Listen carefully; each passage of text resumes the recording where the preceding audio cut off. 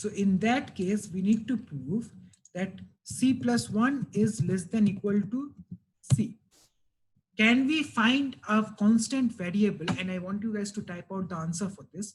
Can we find a constant variable for C that assumes this equation, that satisfies this equation? I have one no.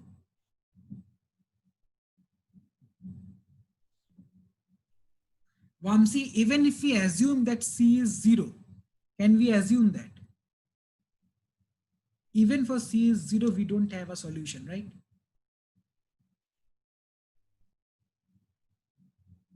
Exactly. How, Brian, so how is, if it is C is equals to 0, then we have the left hand side that is 1, and we are saying that 1 is less than or equal to 0.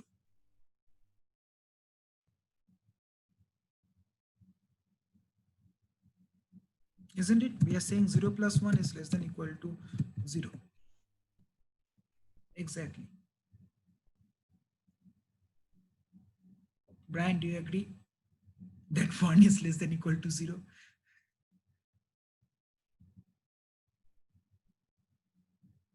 Yep.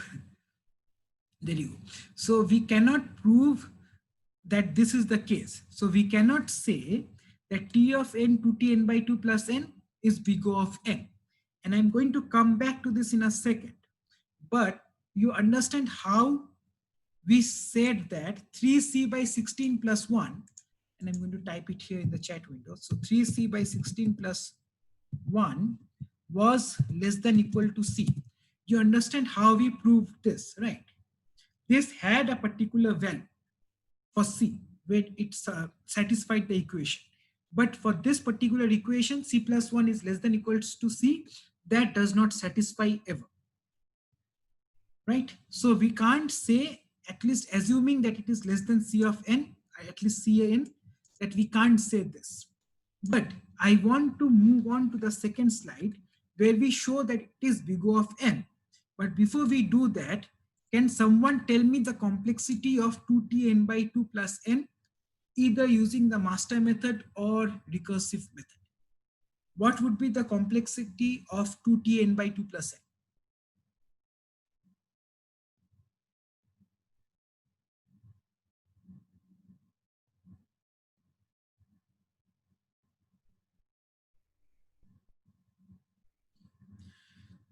Let's look at the recursion tree. Every time we are merging with n, so every layer we have an n complexity, right? It's a merge sort complexity, exactly. It's merge sort. We have n at every layer and we have log n layers, log n levels. So we have n log n complexity, right? Do you agree, Parvez?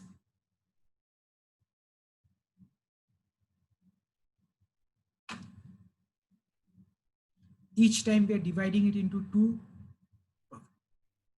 Okay.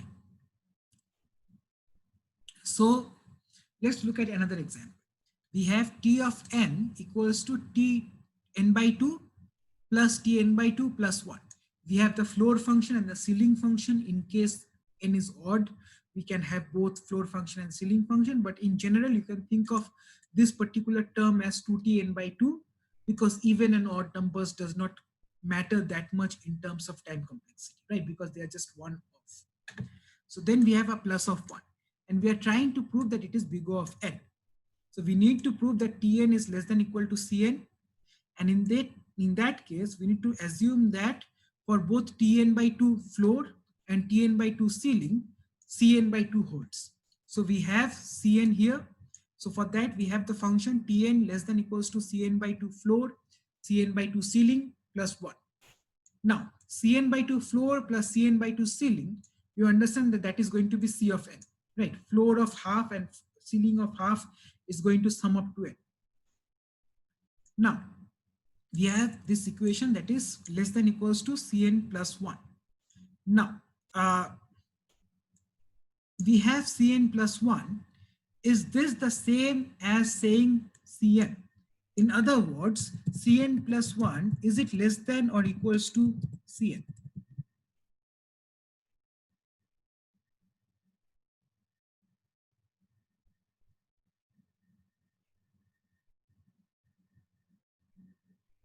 right? Because we always have plus 1 there, exactly.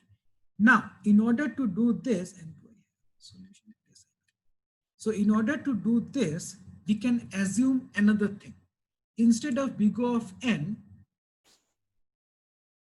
exactly, Brian, exactly. So we can't say that Cn is less than Cn plus 1. Duh, kind of, right?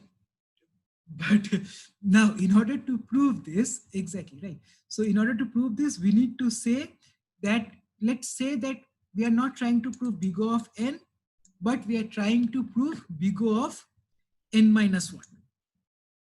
Now, we know that big O of n minus 1 is big O of n, right? Because it is just subtracting 1, and that is the set of functions covered by big O of n. Now, let's say that instead of proving it for big O of n, we are trying to prove the same equation, but for big O of n minus 1. Then we need to prove that T of n is less than equal to C times n minus 1. So for Tn by 2 and Tn by 2, we replace n by 2 and we add the minus 1 there. So we have Cn by 2 minus 1, Cn by 2 plus 1, Cn by 2 minus 1 for the floor and the ceiling, and we have a plus 1 there. So in that particular case, we can say Cn by 2 minus C plus of Cn by 2 minus C. So Cn by 2 and Cn by 2 join together to form Cn. Then we have a minus C, and then we have a minus C here. Minus C forms together to form 2 minus 2C plus 1. That is where we get the term Cn plus 1 minus 2C, right? Or we can also say Cn minus 2C minus 1. Since we are trying to prove big O, we just conveniently change the sign there, right? So now we need to prove that 2C minus 1 is greater than 0. So if 2C minus 1 is greater than or equal to 0, we can say that C is greater than or equals to half. So if C is greater than or equals to half, we say that T of n is big O of n minus 1. And since it is big O of n minus 1, we can say that it is big O of n, right?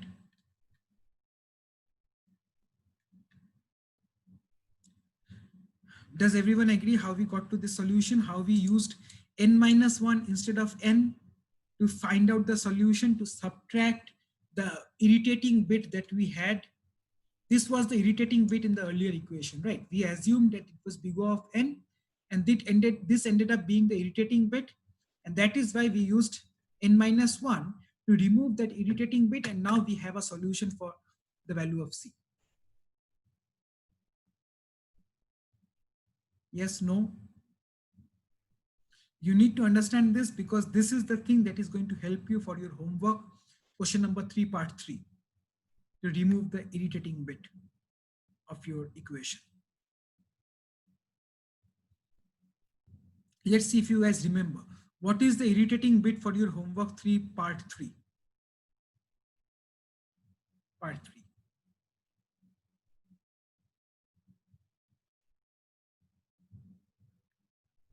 The irritating bit that is for your homework 3 part, question 3 part 3, sorry, homework 1, question 3 part 3 is the plus 17 bit, right?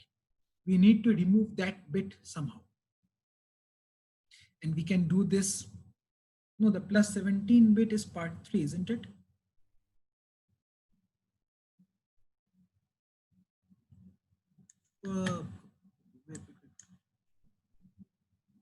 Seriously?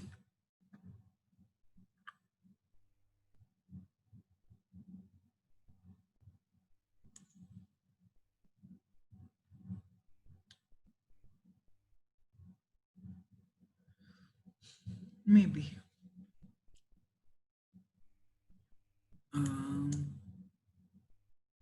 Yes, homework question 3 part 2. I bet. Yes. But also this part as well. Yes. Okay.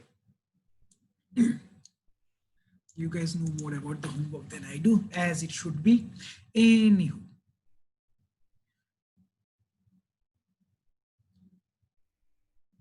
So you can use, Brian, so you can use either one of those 3 methods. I just need you to prove that particular solution. I don't care how you do it. Okay. So let's look at another example here. That is T of n equals to 3Tn by 3 plus square root of n equals to big O of n.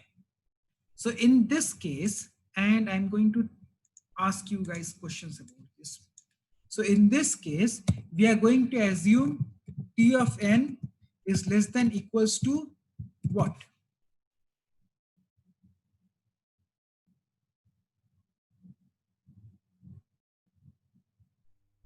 Yes, Chitra, that is going to be, yes, that was what we did for the last time.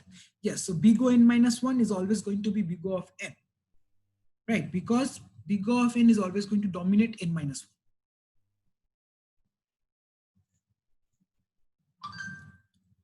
So Parvez, remember, just take it simple. Forget about the square root of n for now.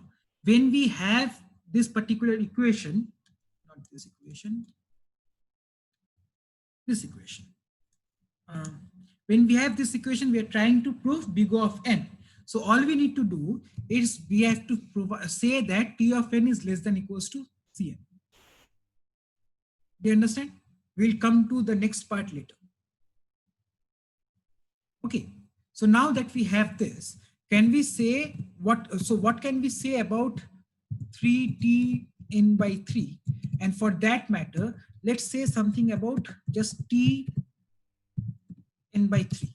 So if T of n is less than or equals to Cn, we say that T of n by 3 is less than or equals to Cn by 3, right? We are going to assume that. Exactly. So 3Tn by 3 is essentially going to be less than or equals to Cn, right? Because the 3 and 3 cancels out. So then we have 3Tn by 3, that is Cn plus square root of n as our complexity, right? Okay. So we have Tn by 3 less than equals to Cn by 3. We have our original equation Tn equals to 3Tn by 3 plus square root of n. That is less than or equal to 3Cn by 3 plus square root of n. That essentially becomes Cn plus square root of n. Now, is Cn plus square root of n big O of n? No, right? Does everyone understand that this is no, right? I mean, because we can't have a Cn function that has an additional square root of n function. Because we're trying to prove the original thing right on line 2, right? Yes, but since, yes, exactly. But since we are trying to say that this is big O of n. Now, big O of n is some constant times n. But since we are adding a square root value of n as well, it is no longer a function dependent upon C anymore, right? It's an additive of square root of n. And now think of n as trillions, quadrillions of numbers, then C does not matter. And now Cn does not dominate Cn plus square root of n anymore. Do you understand that?